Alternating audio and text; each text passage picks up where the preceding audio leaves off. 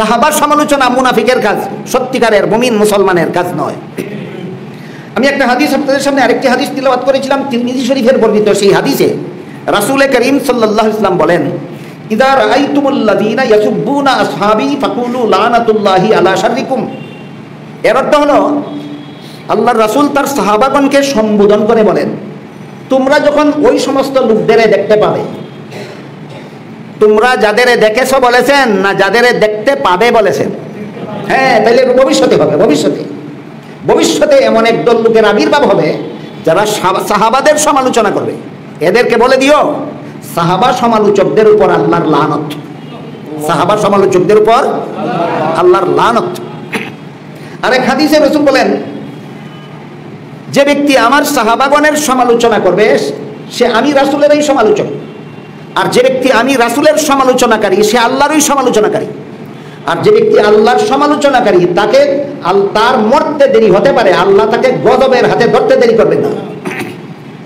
যারা সাহাবাদের সমালোচনা করে তারা রাসূলেরই সমালোচনা করে, যারা রাসূলের সমালোচনা করে তারা আল্লাহরই সমালোচনা করে। যারা আল্লাহর সমালোচনা করে, আল্লাহ রাসূল বলেন এদের মরতে দেরি হতে পারে, কিন্তু আল্লাহ এদেরকে গজবের হাতে ধরতে দেরি করবে না। হাদিসটা আমাদের একটু বোঝা দরকার। সাহাবার সমালোচক রাসূলের সমালোচক কিভাবে হয়? এতক্ষণের কথার উপর ভিত্তি করে এই কথা বোঝা সহজ। রাসূল হলেন উস্তাদ আর সাহাবাগণ হলেন ডাইরেক্ট ছাত্র, আমরা ইনডাইরেক্ট ছাত্র। রাসূল হলেন উস্তাদ আর সাহাবাগণ হলেন ডাইরেক্ট ছাত্র। এখন সাহাবাগণ খারাপ হওয়ার মানে দাঁড়ায় উস্তাদটা ভালো, ছাত্ররা খারাপ হওয়ার মানে দাঁড়ায় উস্তাদটা ভালো না উস্তাদটা খারাপ।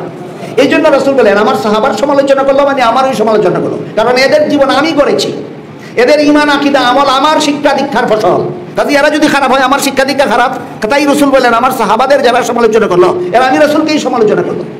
আমার সমালোচনার যোগ্য ছাত্ররা সমালোচনার যোগ্য উস্তাদের কারণে হয়েছে। আর এই অযোগ্য লোকটাকে উস্তাদ বানাইছে যিনি, তিনি আরো বড় অযোগ্য, নইলে এই অযোগ্যটারে উস্তাদ বানাইলো কিভাবে? এই জন্য রাসূল বলেন, সাহাবাদের সমালোচনা যে করলো সে রাসূলেরই সমালোচনা করলো, রাসূলের সমালোচনা যে করলো সে আল্লাহরই সমালোচনা করলো। আর আল্লাহর সমালোচনাকারীদেরকে আল্লাহ এদের মরতে দেরি হতে পারে, কিন্তু আল্লাহ এদেরকে গজবের হাতে ধরতে দেরি করবে না। অন্য আয়াতে আল্লাহ পাক রব্বুল আলামিন বলেন, والسابقون الأولون من المهاجرين والأنصار والذين اتبعوهم بإحسان رضي الله عنهم ورضوا عنه। এই আয়াতের একাধিক ব্যাখ্যা আছে, সব ব্যাখ্যার মর্ম এক, এই জন্য আমি শুধু মর্মার্থটা বলি। এখানে আল্লাহ বলেছেন, সাহাবায়ে কেরামদের মধ্যে যারা প্রথম ঈমান এনেছিলেন এরা ঈমান আনার মধ্যে অগ্রগামী, আর যারা পরবর্তীতে ঈমান এনেছেন তারাও ওদের অনুসারী। এই হলো এক ব্যাখ্যার মর্ম। আর এক ব্যাখ্যা হলো, এই উম্মতের মধ্যে যারা সর্বপ্রথম ঈমান এনেছেন তারা সবাই সাহাবায়ে কেরাম। এই উম্মতের মধ্যে যারা সর্বপ্রথম রাসূলের প্রতি ঈমান এনেছেন তারা সবাই সাহাবায়ে কেরাম। আর পরবর্তীতে ওয়াল্লাযীনা তাবাউহুম, পরবর্তীতে যারাই সাহাবায়ে কেরামের সঠিক অনুসরণ করবে, ওয়াল্লাযীনা তাবাউহুম বিইহসান। উলামায়ে কেরামের লক্ষ্য করার ব্যাপার হলো, আল্লাহ ওয়াল্লাযীনা তাবাউহু বলেননি, হুম বলেছেন। যদি হু বলতেন তাহলে ও টানা হেসরা করে রাসূলের ইত্তেবা অর্থ করা যেত, কিন্তু জমিরটা ওয়াহিদের নয়, জমিরটা জমার জমির রাসূলের দিকে লুটানো যায় না, এটা সাহাবায়ে কেরামের দিকেই লুটাতে হবে।